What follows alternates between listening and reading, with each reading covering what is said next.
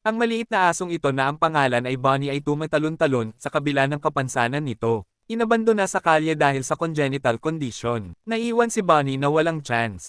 Isang lalaki sa kabila ng hindi pagiging mayaman ay nagpasya na dalhin ang aso sa veterinaryo para sa CT scan. Ang diagnosis ay nagsiwalat ng congenital osteomyelitis. Ang sakit na ito ay walang gamot at may napakataas na gastos sa paggagamot.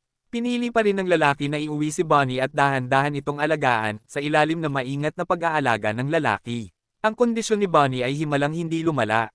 Gayunpaman, si Bonnie ay maaari lamang tumalon-talon sa kanyang dalawang hulihan na binti, at ang hindi pangkaraniwang hitsura nito ay madalas na panunuyan ng mga dumadaan at iba pang mga aso.